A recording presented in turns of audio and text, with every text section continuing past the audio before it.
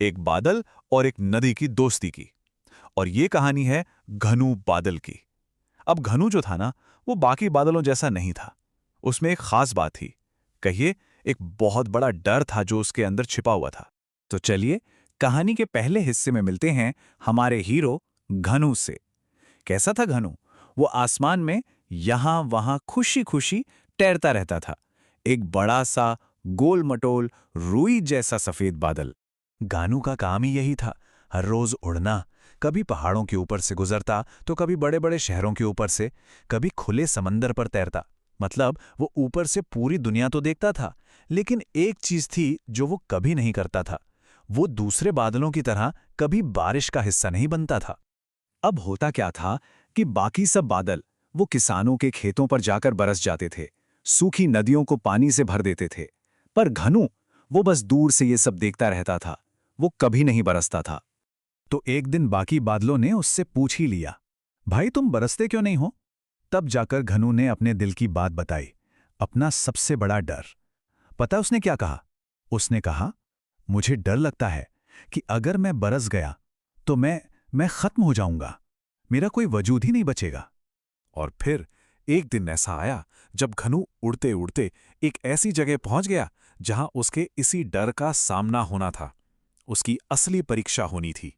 वहां उसने एक नदी देखी। नाम था उसका मीरा। पर मीरा की हालत बहुत खराब थी। वो बेचारी धीरे धीरे सूखती जा रही थी, सिकुड़ रही थी। उसके किनारे की जमीन में बड़ी बड़ी दरारें पड़ गई थीं और आसपास के पेड़ भी मुरझा चुके थे।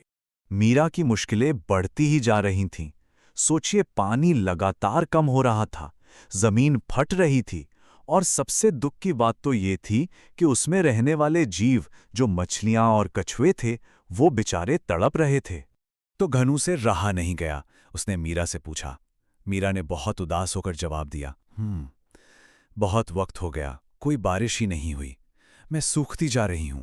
मुझे तो ये भी नहीं पता कि मेरी मछलियां और मेरे कछुए और कितने दिन जी पाएंगे। मीरा की ये बात सुनकर घनु का दिल जैसे बैठ गया, बहुत भारी हो गया। उसे समझ आ गया कि अब वक्त आ गया है अपने सबसे बड़े डर का सामना करने का। अब यहां पे घनु एक बहुत बड़ी दुविधा में फंस गया था। देखिए, एक तरफ अगर वो बरसता तो वो खुद खत्म हो जाता, उसका डर सच हो जाता। लेकिन दूसरी तरफ अगर वो नहीं बरसता तो मीरा खत्म हो जाती, और उसके साथ साथ वो सारे बेजुबान जीव भी खत्म हो जाते। तो अब सवाल ये था, घनु को क्या करना चाहिए? यही इस कहानी का सबसे अहम मोड़ था।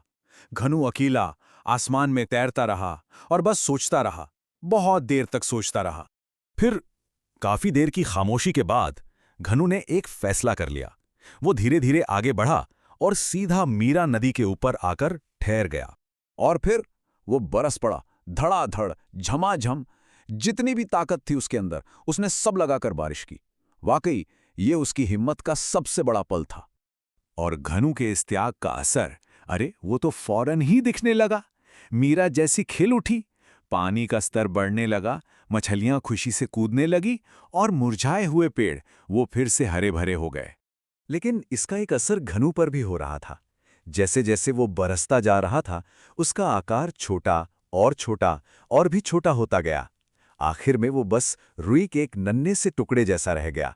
अपनी बिल्कुल हल्की सी आवाज में जाते जाते घनु ने महसूस किया और कहा, मैं हमेशा गायब होने से डरता रहा, पर अब मुझे लग रहा है कि शायद यही मेरा मकसद था, यही तो मैं था।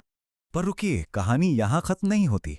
अरे नहीं, असल में तो यहीं से इस सफर का एक बिल्कुल नया अध्याय शुरू होता है। तो हुआ ये कि मीरा घनु का दिया हुआ वो जीवन का तोहफा लेकर आगे बढ़ी। वो बहते बहते सीधा समंदर में जा मिली, और फिर सूरज की गर्मी ने उस पानी को भाप बनाया। वो भाप धीरे धीरे ऊपर आसमान में उठी, और वहां जाकर वो फिर से एक नए बादल में बदल गई। और आसमान में एक नया बादल नजर आया। कैसा? एकदम सफेद, गोल मटोल, बिल्कुल वैसा ही जैसा घनु था। ये एक जादुई पल था। घनु जैसे फिर से लौट आया था और जीवन का वो चक्र पूरा हो गया था। मीरा ने जब ऊपर देखा और उसे पहचाना, तो उस नए बादल ने, यानी घनु ने, मुस्कुराते हुए कहा, मैं तो कहीं गया ही नहीं था मीरा, मैंने तो बस अपना रूप बदला था। और पता है, यही तो इस पूरी कहानी की सबसे खूबसूरत बात है कि जो देता है वो कभी खत्म नहीं होता, वो बस अपना रूप बदल लेता है। मतलब सच्ची उदारता किसी चीज का अंत नहीं, बल्कि हमेशा एक नई शुरुआत होती है। तो घनु और मिया की ये कहानी हमें क्या सिखाती है? यही कि डर कर किसी चीज से चिपके रहने से कहीं बेहतर है उसे प्यार से जाने देना, दे देना, क्योंकि जो चीज दिल से दी जाती है वो घूम फिर कर किसी ना किसी रूप में हमारे पास वापस जरूर आती है।